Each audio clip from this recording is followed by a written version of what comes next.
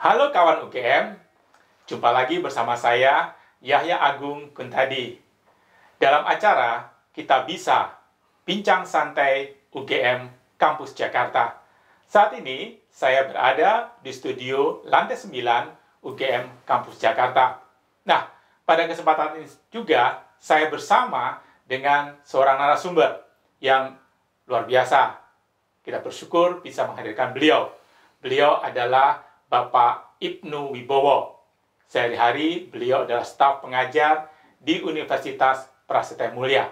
Nah, selamat siang Pak. Selamat siang Pak Yahya. Ya, pada saat ini kita akan berbincang dengan Pak Ibnu suatu konsep yang baru di ilmu marketing, yaitu service dominant logic. Mungkin masih banyak di antara kawan UGM yang belum mengetahui apa itu service dominant logic. Nah, kebetulan Pak Ibnu Wibowo adalah salah satu orang yang mendalami hal tersebut. Ya. Nah, mudah-mudahan kita bisa mendapatkan pencerahan dari beliau tentang service dominant logic. Nah, kita coba menyapa beliau. Pak Ibnu, menurut Bapak, service dominant logic itu apa ya dan bagaimana sejarahnya service dominant logic itu? Monggo, Pak. Oke, terima kasih Pak Yahya. Oke, jadi service dominant logic atau mungkin kalau diterjemahkan ke dalam bahasa Indonesia, logika dominan layanan adalah sebuah, bisa dikatakan sebuah cara pandang atau pendekatan yang baru yang diperkenalkan di dalam disiplin ilmu pemasaran sejak tahun 2004. Jadi pemikiran ini muncul pertama kali tahun 2004, dimunculkan oleh dua orang ilmuwan Pak dari Amerika. Satu adalah Profesor Robert Frank Luce ya, dari Oklahoma University, kemudian satu lagi Profesor Stephen Fargo dari University of Hawaii di Amerika. Jadi pemikiran ini bermula dari sebuah publikasi Pak di Journal of Marketing, sebuah jurnal ilmiah internasional yang sangat bergengsi di dalam disiplin ilmu marketing, di mana kedua profesor tadi menuliskan untuk pertama kalinya pemikiran mengenai service dominant logic atau logika dominan layanan. Nah, kemudian diskusi mengenai pemikiran ini akhirnya meluas Pak. Jadi banyak ilmuwan di seluruh dunia kemudian mulai memberikan kritik ya kan, kemudian juga terus mengembangkan pemikiran ini. Akhirnya sekarang berkembanglah semakin luas ya. Banyak peneliti yang kemudian berkontribusi juga untuk pengembangan teori yang baru ini ya. Jadi masalahnya adalah pemikiran ini sekarang masih berada pada tataran kajian-kajian di jurnal-jurnal ilmiah akademik biasanya Pak ya. Jadi penulisan pemikiran ini dalam bentuk textbook ya, yang relatif lebih mudah untuk dipahami, khususnya di business school atau sekolah bisnis, itu masih relatif sedikit sekali.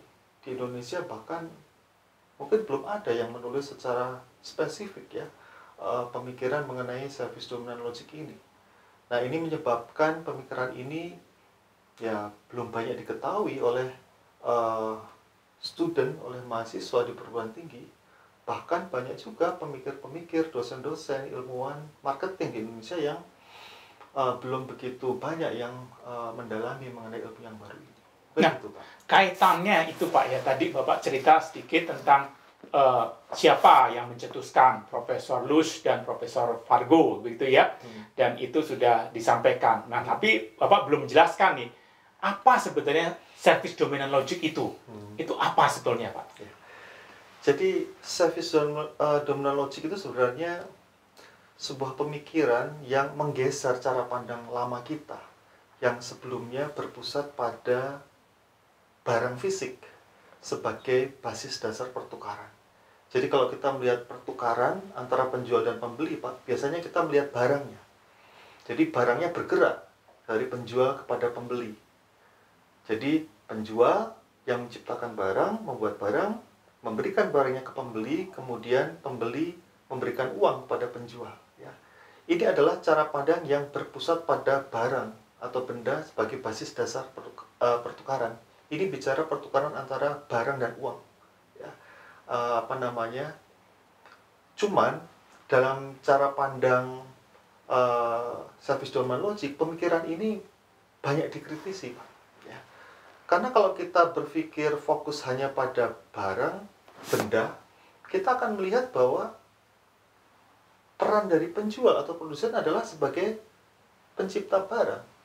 Tapi ketika barang itu diberikan kepada konsumen atau pembeli, apa yang terjadi dengan barang tersebut? Barang tersebut menjadi digunakan oleh pembeli, Pak, kemudian dia akan rusak. Ya. Jadi kita akan melihat fungsi peran dari seorang pembeli yang aneh di sini sebagai perusak barang. Ya. Jadi penjual berperan sebagai pencipta barang, pencipta nilai barang, ya kan, value creation. Tetapi ternyata konsumen berperan dalam fungsi yang sebaliknya, yaitu perusak barang atau value destruction. Ya. Nah sekarang kita akan melihat keanehan ini. Apa iya benar yang namanya konsumen itu tugasnya merusak barang? Kalau kita hanya berfokus pada yang namanya benda atau barang itu, kita akan melihat keanehan ini. Tapi faktanya konsumen itu tidak hanya perusak barang, ya. Ada value yang lain yang sebenarnya diperoleh oleh konsumen, ya, yaitu kebahagiaan, ya, kepuasan, pengalaman yang menyenangkan dan seterusnya. Yang esensi sebenarnya di situ, ya. Bagaimana konsumen itu memperoleh manfaat dari layanan yang diberikan oleh penjual. Bagaimana konsumen itu sebenarnya juga memperoleh manfaat dari barang yang dia terima. Ya. Nah, jadi perspektif logika dominan layanan, Pak, menegaskan bahwa sebenarnya basis dasar pertukaran itu bukan barang itu sebenarnya. Ini bicara mengenai service. Ya. Service dari penjual kepada pembeli dan service dari pembeli kepada penjual. Jadi basis dasar pertukaran bukan barang tetapi service, Pak. Ya. Jadi, tapi service dalam pemahaman service domain logic berbeda dengan pemahaman service yang kita pahami dalam cara pandang ilmu marketing yang mainstream, yang berpusat pada barang atau goods dominant logic. Ya. Jadi kalau dalam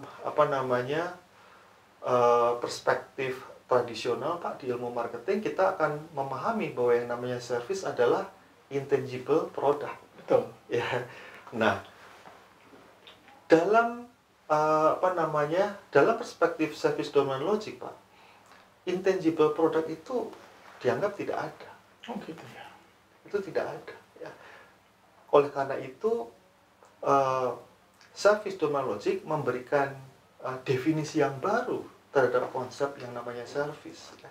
Jadi service itu sebenarnya adalah sebuah proses atau aktivitas, ya. Yaitu aktivitas misalnya dari penjual yang menerapkan atau apply kompetensi, pengetahuan dan skill yang dimiliki untuk memberikan benefit atau keuntungan bagi aktor yang lain, anggaplah pembeli. Ya. Jadi bicara mengenai bagaimana satu aktor yang namanya penjual menggunakan kemampuan yang dimiliki, ya, untuk kemudian memberikan benefit keuntungan kepada aktor yang lain, misalnya adalah konsumen. Terus gimana posisi dari barang? Ya, betul. Gimana posisinya? Terus barang gimana, Pak, dalam service domain logic? Apakah barang itu tidak dipakai? Faktanya transaksi ya bisa melibatkan barang juga. Betul. Ya. Jadi dalam pemahaman service domain logic, ya, melayani itu bisa menggunakan barang atau tidak, Pak. Ya. Jadi penjual bisa melayani pembeli, itu bisa melayani secara langsung tanpa menggunakan barang. Gitu. Atau disebut dengan direct service atau layanan langsung, karena nggak ada perantara barang di sini. Ya. Ya. Seperti saya misalnya dosen, saya mengajar mahasiswa, ya. Saya nggak menjual buku, barang atau apapun kepada mahasiswa, tapi langsung saya menyampaikan pengetahuan saya kepada mahasiswa. Misalnya, itu bisa dikatakan direct service, layanan Kalau langsung. orang di salon itu juga bisa ya? Bisa juga. Ya. Tetapi melayani juga bisa menggunakan perantaraan barang, Pak. Seperti apa tuh, Pak? Seperti dosen saya bisa menjual buku yang saya buat kepada mahasiswa saya. Misalnya pengetahuan yang saya miliki, ya tidak saya berikan langsung kepada mahasiswa di kelas, tapi pengetahuannya saya tulis dalam bentuk buku. Ya, jadi pengetahuan saya ada di dalam sebuah buku. Ya. Kemudian buku itu saya jual kepada mahasiswa. Mahasiswa dapat benda fisik yang namanya buku. Ya. Kemudian buku itu dibaca oleh mahasiswa dan mahasiswa memperoleh keuntungan. Dia dapat pengetahuan. Apakah saya bisa dikatakan melayani mahasiswa? Bisa juga, ya kan? Tapi melayaninya tidak secara langsung, tapi melalui perantaraan barang fisik yang namanya buku. Ya. Jadi Pak, dalam service domain logic kita menjual barang, ya seperti buku tadi, itu juga bisa dianggap sebagai sebuah service. Karena apa? Karena faktanya orang yang membeli buku saya, membeli barang saya, itu memperoleh benefit, keuntungan. Ya, itulah bukti bahwa dia sudah memperoleh service atau layanan dari saya. Lebih tepatnya disebut sebagai indirect service.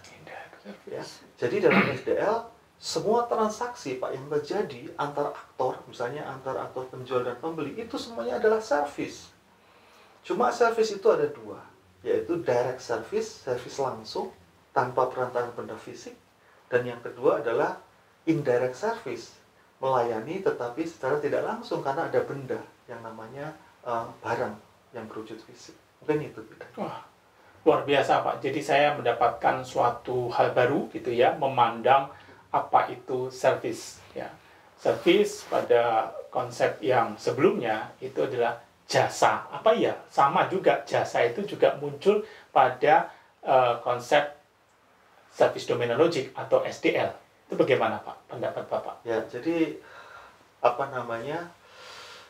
mungkin jasa itu kalau dikaitkan dengan pemahaman marketing yang tradisional bisa dikatakan sebagai intangible product Pak ya.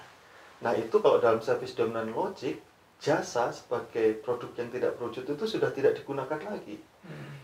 Terus apa terminologi untuk service dalam bahasa Indonesia kalau nggak jasa? Ya kemungkinan layanan itu Pak. Ya. Kemudian layanan itu ya. Tapi layanan ini bukan intangible product ya. Layanan ini adalah sebuah proses atau aktivitas, yaitu aktivitas dari seorang aktor, misalnya aktor penjual yang menggunakan pengetahuan, kompetensi dan skill yang dimiliki untuk bisa memberikan benefit atau keuntungan bagi aktor yang lain, misalnya pembeli. Iya, menarik karena dalam misalnya konsep sebelumnya begitu, kalau kita lihat bahwa suatu produk begitu itu ada dua kategorinya, satu yang tangible yang berwujud, satu lagi intangible atau tidak berwujud. Dan kalau yang berwujud itu disebut goods gitu ya, sedangkan atau barang begitu ya dalam bahasa Indonesianya. Sedangkan kalau yang intangible itu disebut service dalam bahasa Inggrisnya, dan itu di bahasa Indonesia kan jasa. Kan kira-kira begitu ya Pak ya. Jadi itu yang kita kenal selama ini, bahwa produk begitu dibagi dua, tangible, intangible. Tangible menjadi goods dan barang, kemudian intangible menjadi katakanlah services dan jasa. Itu berdasarkan namanya perspektif goods dominant logic, begitu ya Pak ya. Nah, goods dominant logic ini memang sudah berakarnya lama Pak ya. Kalau pernah Pak Ibnu itu menyinggung, ini sudah kembali pada zamannya Smith ya, Adam Smith gitu. Ini bisa ceritakan sedikit Pak tentang kaitan goods domain logic, kemudian service domain logic dikaitkan dengan Adam Smith Pak. Mungkin sekilas Pak. Oke, jadi begini Pak ya. Jadi ilmu marketing itu Pak ya, itu sebenarnya ilmu yang relatif baru dibandingkan ilmu-ilmu yang sudah eksis sebelumnya, misalnya ilmu sosiologi, antropologi, psikologi, ya kan, termasuk ilmu ekonomi Pak. Nah, ilmu marketing ini banyak berkembang awal mulanya, ya, itu karena mengadopsi ya teori yang berkembang di ilmu ekonomi Pak. Jadi seperti kita ketahui, ilmu ekonomi itu memang berbasis pada goods dominant logic, logika dominan layanan. Jadi bicara mengenai pertukaran barang dari penjual kepada pembeli. Jadi memang bicara mengenai goods barang. Ya. Nah, zamannya Adam Smith, Pak, ya, sebuah negara itu akan sejahtera ya, kalau dia itu produktif. Produktif artinya dia memproduksi produk fisik. Ya. Jadi ada wujud fisik. Ya. Contoh misalnya membuat sepatu, Pak. Itu aktivitas yang produktif. Ya. Makanya seorang buruh sepatu itu dianggap sangat produktif ya, ketika itu. Ya. Nah, aktivitas seperti yang dilakukan seorang dosen misalnya, seperti saya misalnya, tidak menghasilkan produk, Pak. Ya. Makanya dikatakan aktivitas yang tidak produktif ya, tidak berkontribusi terhadap kesejahteraan misalnya sebuah negara misalnya. Jadi Adam Smith sebenarnya sudah memikirkan memang mengenai apa namanya, penekanannya adalah pada bagaimana meng-create produk ya, kemudian produk itu diekspor ya, kemudian bisa menciptakan surplus ekspor ya, sehingga bisa membuat sebuah negara menjadi sebuah negara yang maju sejahtera ya. Tapi Adam Smith sebenarnya sudah memikirkan juga mengenai pentingnya aspek ya, sumber daya yang sifatnya tidak berwujud sebenarnya ketika dia bicara mengenai division of labor. Pentingnya tenaga kerja ya kan, itu bicara sesuatu hal yang sifatnya non fisik, competence ya, kompetensi, skill, knowledge seseorang ya. Cuma dalam perkembangannya memang pemikiran yang berbasis pada produk inilah yang kemudian ditindaklanjuti oleh pemikir-pemikir ilmu ekonomi berikutnya ya. Akhirnya ilmu ekonomi ya berkembang ya, lebih didominasi oleh cara berpikir logika dominan barang atau goods dominant logic, dan ini menular ke ilmu marketing yang masih baru.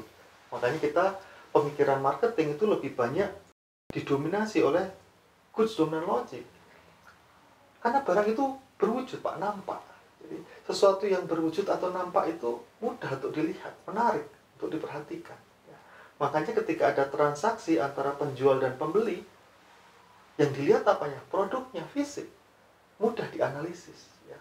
Makanya ilmu marketing mengalami kebuntuan berpikir ketika ternyata ada transaksi kok nggak ada barangnya ya.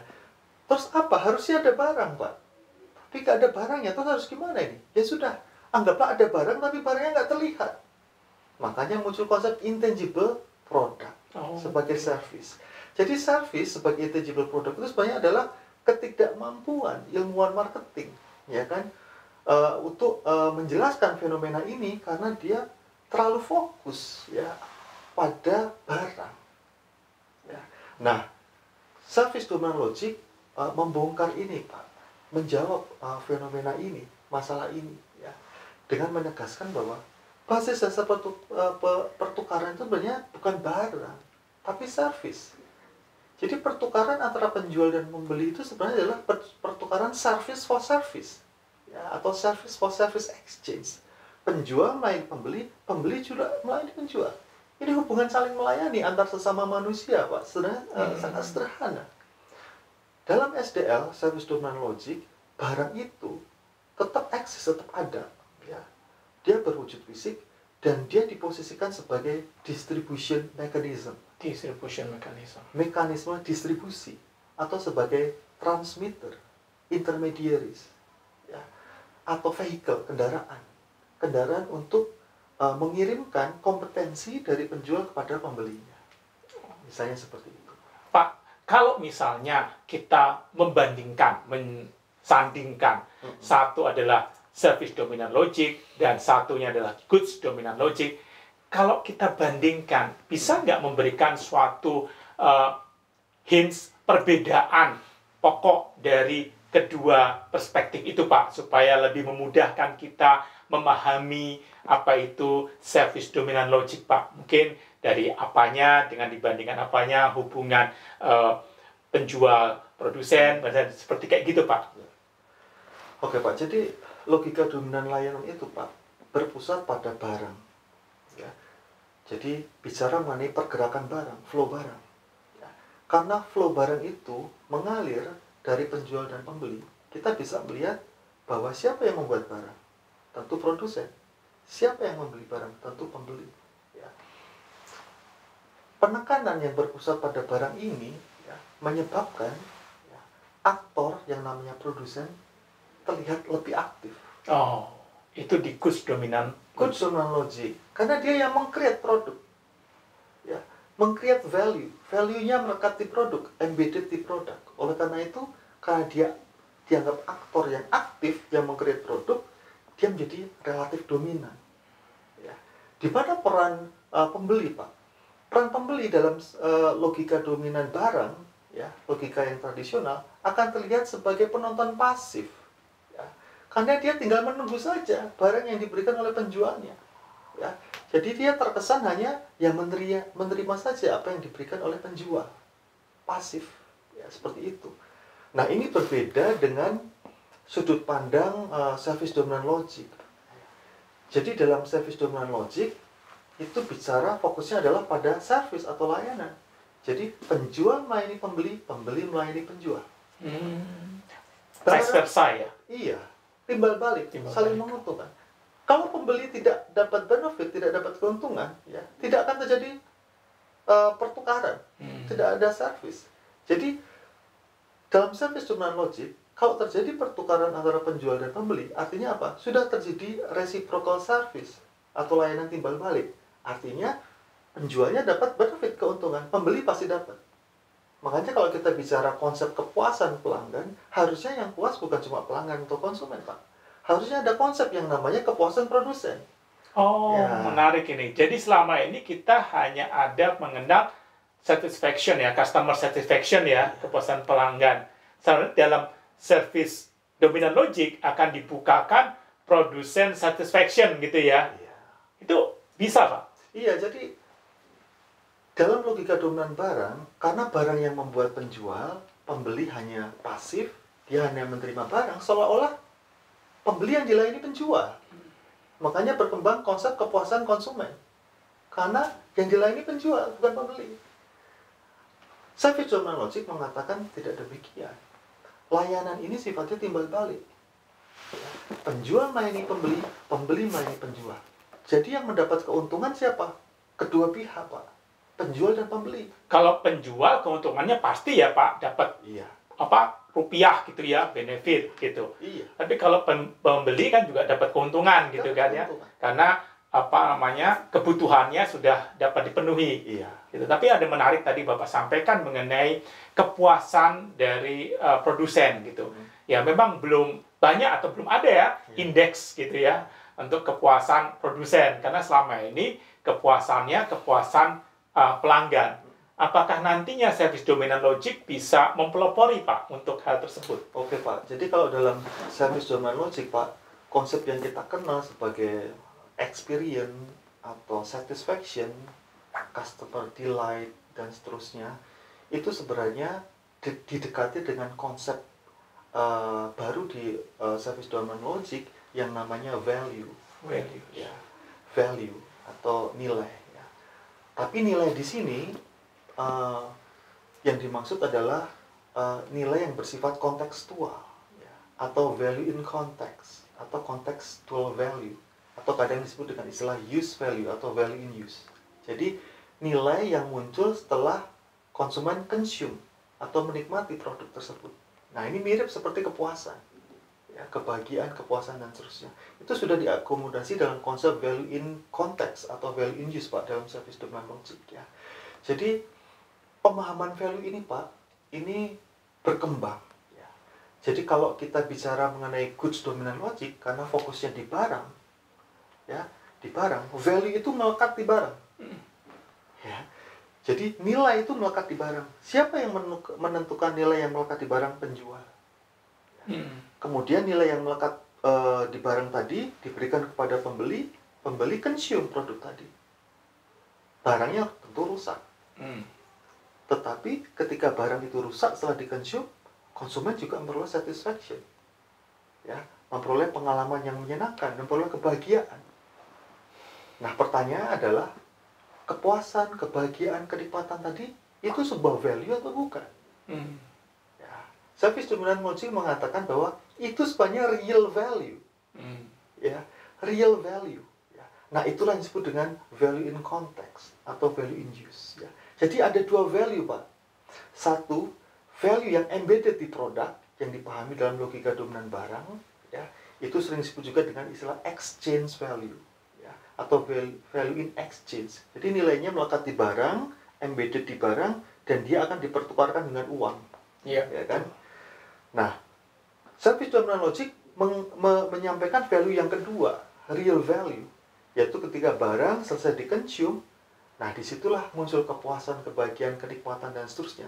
Karena sudah memenuhi kebutuhannya. Iya, cuma mana yang lebih penting buat kita, bagi konsumen? Kalau saya ya kebutuhan saya terpenuhi karena saya membeli barang tersebut kan. Artinya itu real value, Pak. Real value. Nah, oleh karena itu, service dominant logic menegaskan bahwa inti dari marketing, dari proses marketing sebenarnya adalah value co-creation. Apa itu, Pak, value co-creation? Value co-creation artinya proses menciptakan value tadi, real value, secara bersama-sama. Antara aktor yang terlibat dalam proses itu. Antara pembeli, penjual, bahkan dengan orang lain yang terlibat di belakangnya. Oh, jadi tidak hanya terbatas penjual pembeli untuk Enggak. value co-creation itu, Pak, ya? Enggak. Jadi proses terciptanya real value atau value in context ya, itu melibatkan banyak aktor, Pak. Bukan hanya penjual sendiri, bukan hanya pembelinya, tetapi ada aktor di luar sana yang mungkin nggak diketahui secara spesifik, secara persis oleh dua aktor ini. Tapi faktanya dia terlibat dalam proses menciptakan real value atau value in context. Contohnya supplier. Gimana tuh, Pak? Bisa diberikan? Supplier meng-create misalnya bahan mentah. Ya kan? Kalau nggak ada supplier ya konsumen nggak bisa consume barang. Nggak ada yang namanya value in context atau real value. Ya. Makanya proses terciptanya real value oleh pembeli, konsumen, itu melibatkan pembeli sendiri, ya, penjual, juga supplier. Semuanya terlibat dalam proses ini, Pak. Makanya disebut dengan value co-creation. Jadi nilai value in context ya, itu diciptakan oleh aktor yang ada di dalam ekosistem. Ada lagi nggak, Pak, perbedaan antara goods dominant logic dan service dominant logic? Selain tadi hubungan antara produsen dengan konsumen, begitu ya, supaya kita juga bisa membedakan secara jelas. Ya. Yang menarik adalah, Pak, adalah service dominant logic ini memperkenalkan konsep baru yang namanya resource integration, Pak. Apa itu, Pak? Boleh dijelaskan sedikit? Resource integration itu artinya integrasi sumber daya. Ya.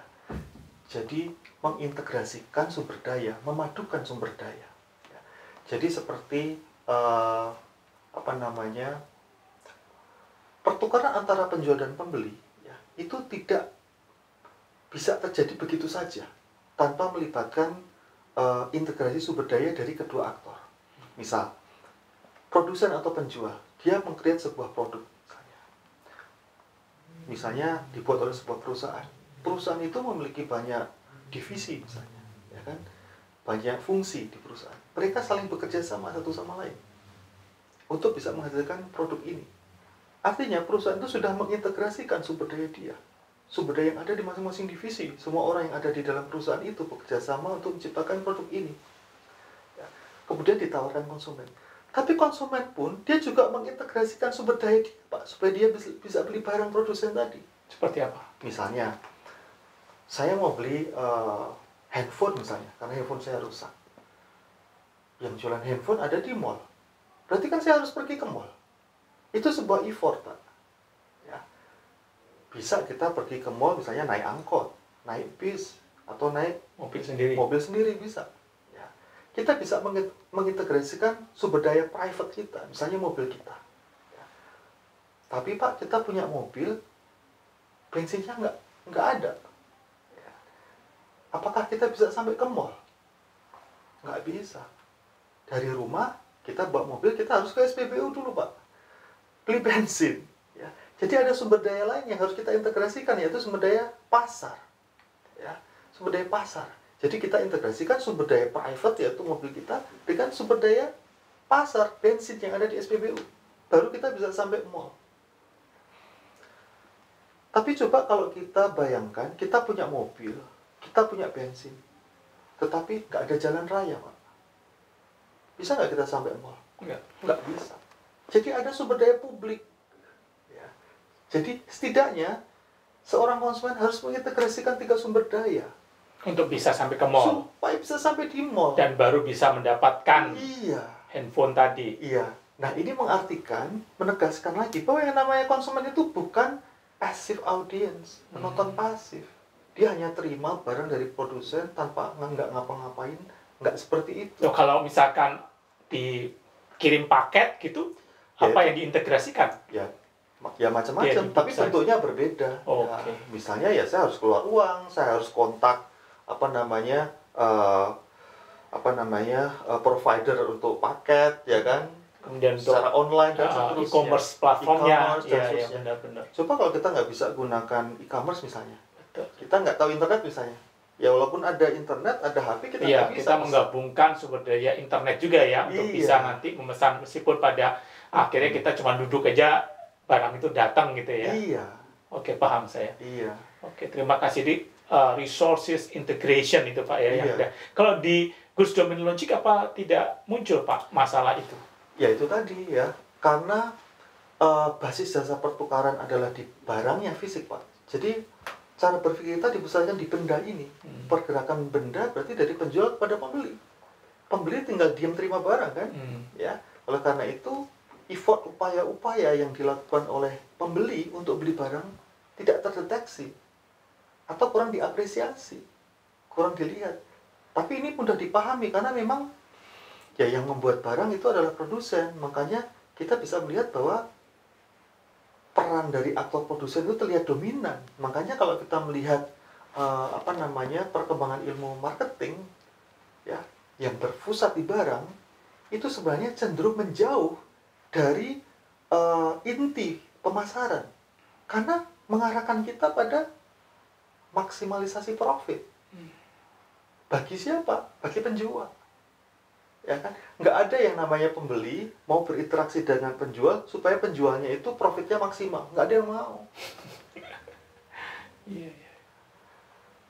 Oke, terima kasih Pak. Jadi saya sudah bisa mendapatkan gambaran ya sampai saat ini tentang apa itu Service Dominant Logic, SDL, kemudian dibandingkan dengan apa itu Goods Dominant Logic atau GDL dan seterusnya dalam ilmu marketing. Jadi untuk bagian ini saya terima kasih Pak sudah bisa diberikan pencerahan.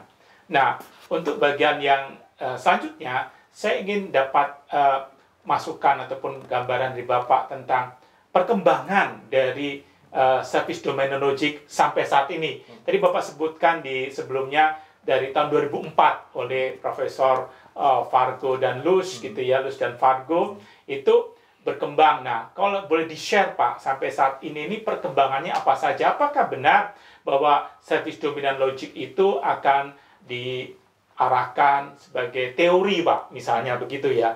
Ini Bapak bisa cerita nggak sampai saat ini dibagikan pada kita the latest development atau perkembangan terkini dari Service Dominant Logic Pak? Ya Pak, jadi Service Dominant Logic muncul tahun 2004 ya, dari sebuah artikel yang dipublish di Journal of Marketing ya, dari Profesor Fargo dan Luz.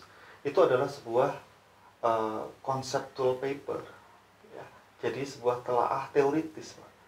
Jadi beliau berdua melakukan telaah kajian khususnya mengenai service. Ditelusuri Pak dari sejak zamannya Adam Smith ya, termasuk beliau menemukan konsep yang namanya service for service exchange itu di artikelnya Frederick Bastiat, ekonom dari Perancis ya, tahun 1848 kalau nggak salah. Ya, jadi artikel lama itu digali semuanya Pak oleh beliau berdua dan akhirnya dari telah konseptual ini muncul teori yang kita kenal dengan Service Dominant Logic ya. Tetapi konsep ini masih pendekatan ini, pemikiran ini masih belum, usianya masih belum terlalu tua Pak, masih muda. Jadi belum ada 20 tahun ya. Jadi sekarang tahapannya adalah awalnya dari tahun 2004 dan tahun-tahun setelah itu lebih banyak memang telah konseptual semua, Pak. Telah konseptual semuanya. Jadi karakteristik ya dari berkembangnya sebuah teori yang baru, Pak, memang diawali dengan banyak telah konseptual. Ya, untuk memperkaya, memperoleh insight terus dari ilmu ini, kemudian setelah sudah mencukupi, baru dilakukan studi yang lebih bersifat empirik. Ya, misalnya kualitatif dulu, ya, kemudian kuantitatif. Ya. Nah, sekarang tahapannya adalah peneliti mulai di challenge ya oleh Profesor Fargo khususnya sejak tahun 2000 berapa ya 17 untuk mulai memikirkan melakukan telah kajian yang sifatnya empirical, bisa kualitatif maupun kuantitatif. Dan Bapak sudah melakukan ya, Ya. kalau nggak salah melakukan riset empirical terhadap SDL, betul ya Pak ya? Ya, ya sedikit-sedikit saya mulai melakukan kajian-kajian empirik untuk memperkokoh lagi apakah SDL itu memang strong sebagai sebuah teori yang baru, Pak. Ya. Tapi Prof. Fargo Danlu sendiri sebenarnya tidak mau terburu-buru untuk menyebutkan service dominant logic ini sebagai sebuah teori, Pak. Kenapa, Pak? Beliau lebih cenderung mengatakan service dominant logic sebagai sebuah sudut pandang, perspektif atau mindset. Ya, ya.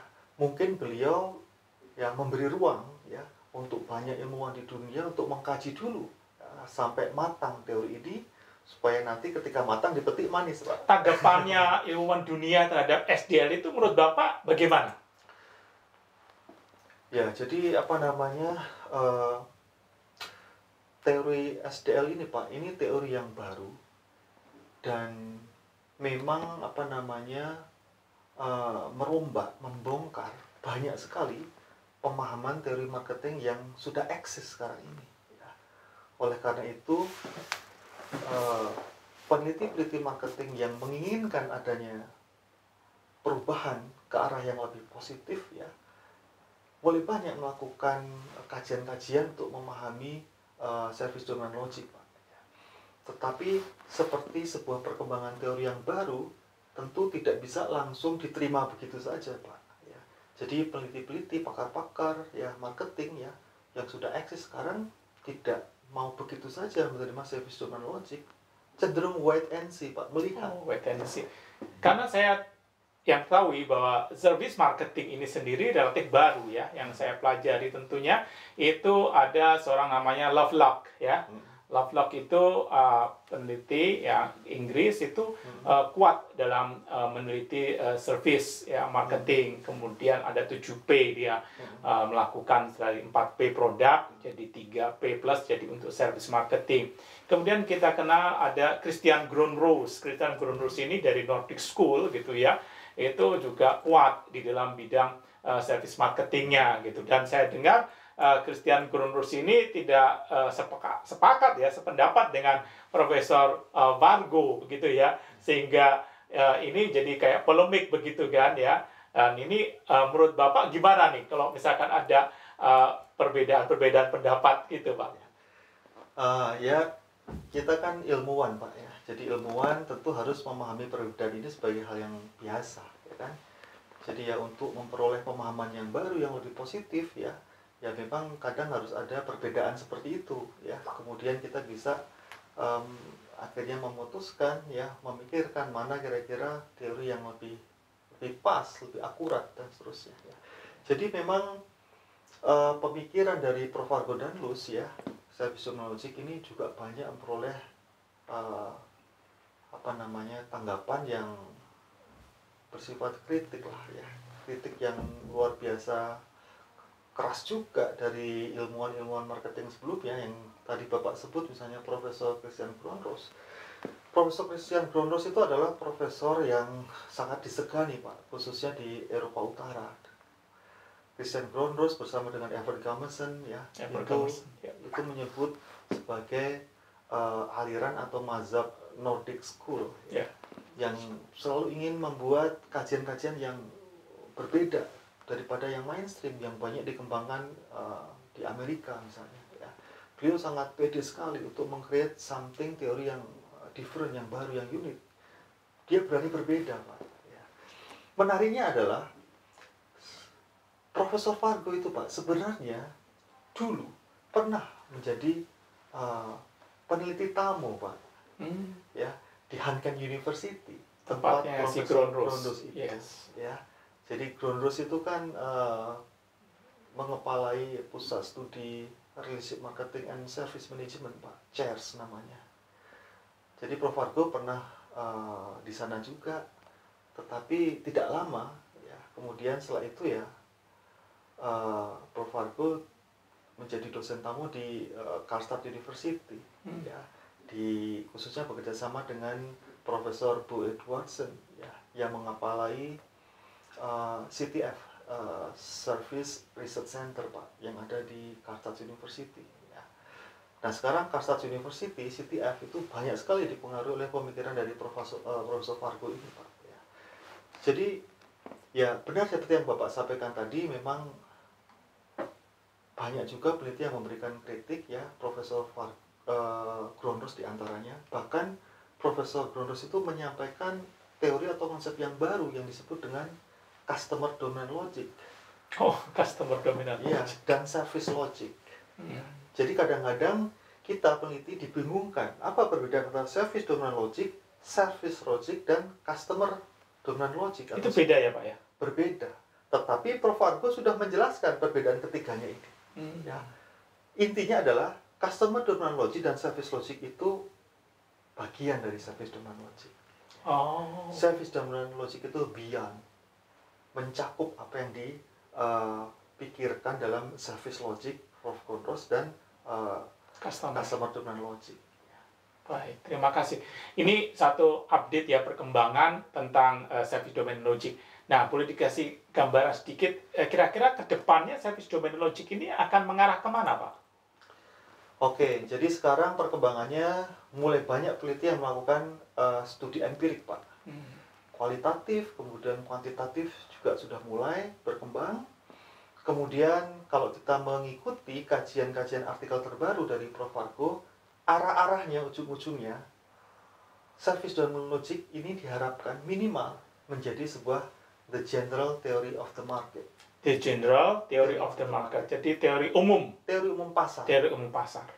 Tapi kalau kita menelaah artikel Prof Fargo dan Luz yang terakhir, yaitu Service Domain Logic 2025, kita bisa melihat bahwa beliau berdua sebenarnya mengarahkan tidak hanya berhenti sampai Service Domain Logic menjadi sebuah general theory of the market, tapi bisa bergerak yang lebih besar lagi nanti menjadi sebuah theory of value co-creation.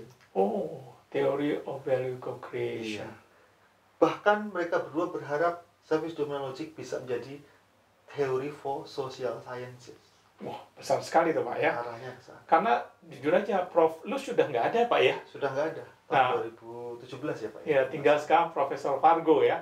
Padahal Profesor Fargo itu dulu supervise oleh Profesor Luz, ya, di Oklahoma, nggak salah ya. Dia, Profesor Luz itu background-nya logistik, ya, supply chain, logistik, ya, supply chain. Sedangkan Profesor Fargo marketing, ya. Marketing. Nah, kira-kira nanti penerusnya siapa, Pak, ini? Kalau boleh digambarkan nanti yang tokoh-tokoh untuk yang pelanjut dari si Lucien Fargo ini, Pak. Oke. Jadi kalau kita lihat dari kajian-kajian terkini Prof Fargo, kita bisa melihat bahwa beliau banyak berkolaborasi, Pak, dengan peneliti-peneliti lain yang ada di dunia. Tapi saya rasa secara khusus beliau banyak sekali menurunkan ilmu Service Domain Logic ke muridnya, Pak, yang namanya AKK. Iya, AKK. Beliau adalah seorang wanita, ya, masalah ya, dokter, dan sekarang ada di Amerika nih. Iya. Ya, jadi AKK itu adalah mahasiswa murid S3-nya Prof Fargo di Hawaii University. Betul. Sekarang beliau sudah menjadi associate professor, menjadi pengajar di University of Denver di Amerika. Jadi beliaulah yang sepertinya akan mengambil tongkat estafet begitu ya. Kalau misalnya nanti Prof Fargo sudah nggak ada, paling tidak Prof Fargo sudah mempunyai penerus untuk melakukan melanjutkan SDL ini, ya. Ya, setidaknya ada lagi satu profesor yang lain, Pak, muridnya Prof Fargo, yaitu Heiko Wieland. Oh, Heiko Wieland. Ya. Jadi Whelan ini adalah profesor sekarang di California University di Amerika juga. Oke, terima kasih Pak Ibnu sudah menceritakan di bagian ini bagaimana perkembangan terakhir dan juga bagaimana kelanjutan dari SDL ini ya. Jadi kawan UGM tadi kita sudah banyak cerita tentang apa itu service domain and logic, kemudian perkembangannya hingga saat ini, bahkan kira-kira ke depannya bagaimana ke depan dari service domain and logic ini. Tadi disebutkan ada juga sudah penerus dari Profesor Fargo, yaitu Associate Profesor AKK dan Whelan ya di situ. Nah, kalau di Indonesia nih sekarang, nah sekarang kita udah bicara nih pada bagian yang terakhir atau penutupnya ya, kita mau tahu nih sekarang di Indonesia konteksnya nih, Pak Ibnu ya, kalau kita bicara di Indonesia ya, bagaimana pendapat Pak Ibnu, pandangan Pak Ibnu SDL di Indonesia itu ya dulu, mungkin Pak Ibnu bisa memberikan gambaran bagaimana SDL itu mulai berkembang dan ya, kemudian juga nanti penerimaannya SDL itu di Indonesia gitu. Pak Ibnu bisa cerita Pak, bagaimana Pak? Oke Pak ya, jadi service domain logic ini Pak, itu sekarang lebih banyak dibahas di tataran akademik ya. Jadi lebih banyak dibahas di jurnal-jurnal ilmiah internasional, banyak dibahas itu ya. Jadi Profesor Everett Gamerson sejak pada tahun 2007 kalau nggak salah, atau 2010 ya, dalam artikelnya sudah menjelaskan bahwa pemahaman yang ada dalam service domain logic ini banyak merombak pemikiran-pemikiran yang ada dalam ilmu marketing yang mainstream sekarang. Oleh karena itu, PR yang terbesar adalah bagaimana ilmuwan marketing, khususnya yang mendalami service domain logic, bisa mulai memikirkan untuk membuat sebuah textbook, buku, ya, yang bisa diajarkan kepada murid-murid mahasiswa di bisnis sekolah bisnis. Karena PR besarnya di sana, Pak. Belum ada buku yang betul-betul banyak, memadai, mencukupi, ya, yang bisa langsung dijelaskan kepada mahasiswa dengan lebih mudah, ya, sehingga mereka bisa memahami konsep ini, ya, service domain logic. Ya. Ini PR besar kita. Kalau kita pelajari beberapa textbook yang ada di Indonesia, kita bisa melihat bahwa pemikiran service domain logic ini disentil sedikit, Pak. Oh iya, disentil sedikit ya. Ya, misalnya Fandi Ciptono misalnya kan menulis mengenai service marketing, ya, beliau juga menulis mengenai pemahaman service domain logic hanya di salah satu chapter sedikit, ya, beberapa paragraf. Oh, paragraf ya. Mas. Ya. Jadi tidak secara dalam dibahas dalam sebuah buku mengenai service domain logic. Ya. Jadi PR besar adalah bagaimana dosen-dosen peneliti marketing, ya, bisa mendalami pemikiran yang baru ini, kemudian bisa menerjemahkan dalam buku yang lebih mudah dipahami dalam textbook, ya, kemudian bisa disampaikan kepada mahasiswa. Tetapi pemikiran service domain logic ini tidak mudah, Pak, untuk bisa diterima begitu saja, karena memang dosen, ilmuwan, peneliti, marketing khususnya, itu memang sangat didominasi oleh cara berpikir atau pendekatan yang tradisional, yaitu good domain logic. Ini menyebabkan susah untuk bisa menerima atau memahami dengan cepat pemahaman service domain logic, ya. Khususnya konsep-konsep baru yang ada di pemikiran ini, termasuk cara pandang baru yang kadang ya merombak pemikiran sebelumnya yang sudah ada. Nah, kalau misalkan diaplikasikan di Indonesia, kira-kira SDL ini seperti apa, Pak? Mungkin bisa dikasih gambaran sedikit tentang aplikasinya. Ya, aplikasinya service domain logic menjelaskan bahwa penjual dan pembeli itu sebenarnya aktor yang sejajar, Pak, equal. Ya. Makanya Fargo dan Luce menyebutkan bahwa dalam SDL, service domain logic, terminologi produsen dan konsumen itu kurang tepat. Karena produsen itu produce something, produk. Ya. Konsumen itu berarti consume something, produk. Ini adalah cara pandang yang good domain logic lagi. Ya. Jadi terminologi produsen dan konsumen itu good domain logic. Ya. Fargo dan Luce lebih suka menggunakan istilah actor. Wah, kalau actor bagaimana? Itu apa aktor membedakan ya? Jadi aktor itu kan act itu Iya. bertindak. Ya. Membedakannya satu dengan yang lain? Artinya penjual itu adalah actor, generic actor. Generic actor. Konsumen, pembeli itu adalah actor juga, generic actor. Jadi penjual dan pembeli itu sebenarnya equal. Dia sama-sama aktor generic. Ya. Dia sama-sama resource integrator. Penjual mengintegrasikan sumber dayanya supaya bisa meng-create produk dan seterusnya. Konsumen, ya, atau aktor konsumen juga demikian. Dia mengintegrasikan sumber dayanya. Jadi dia sama-sama resource integrator. Jadi tidak ada perbedaan ya, Pak? Sebenarnya tidak ada perbedaan. Lalu bagian yang membedakan nanti gimana tuh? Kan nggak confuse membedakan satu aktor itu dengan yang lain. Jadi generic actor sama-sama resource integrator tidak berarti bahwa mereka itu sama persis. Mereka tetap berbeda. Tetapi esensinya mereka itu sama semuanya. Sama-sama aktor yang aktif, active player, semuanya aktif. Konsumen tidak pasif, dia aktif. Dia bisa berpikir secara independen, dia otonom, dia bisa mengintegrasikan sumber daya yang dia miliki untuk memungkinkan pertukaran. Jadi pemahaman self-fulfillment logic itu mengajarkan khususnya kepada pebisnis untuk memahami bahwa penjual dan pembeli itu equal. Bahwa pembeli itu sebenarnya bukan benda. Ya, dia tidak bisa dibendakan. Ya, dia tidak bisa dipasifkan seperti barang. Faktanya dia adalah human. Aktor yang aktif, dia manusia yang bisa berpikir, thinking. Ya. Makanya Savage dan Dominant Logic menegaskan pentingnya untuk memposisikan konsumen atau aktor pembeli, aktor konsumen sama seperti penjualnya sebagai active player. Artinya sebagai sesama manusia kita bisa communicate, ya, bisa berdialog, bisa berkolaborasi, bisa bekerja sama. Dan tadi co-creation value-nya terjadi ya? Iya. Jadi ke depan konsumen itu harus dianggap sebagai hours milik kita, ya, sebagai sumber daya kita, karena dia ada dalam our network, dalam ekosistem kita. Ya, dia memiliki resources, ya, dia memiliki sumber daya, misalnya skill, knowledge, competence, ya, dan kita bisa berkolaborasi, bekerjasama dengan dia. Jadi konsumen bisa mengeluh, bisa menyampaikan masalah dia kepada produsen, tetapi dia sekaligus aktor yang bisa diajak berkomunikasi untuk meng-create solusi juga bersama-sama dengan produsen. Ya. Jadi ujungnya ke depan penjual dan pembeli ini dalam marketing akan bekerja sama, Pak, kolaborasi, ya, berinovasi bersama untuk menciptakan solusi bersama. Ujungnya ke arah sana. Wah, luar biasa, Pak. Memang terus terang berbicara tentang SDL atau Service Dominant Logic ini, kita kayak menyibak suatu cakrawala yang tambah lama tambah luas begitu dan tambah menarik.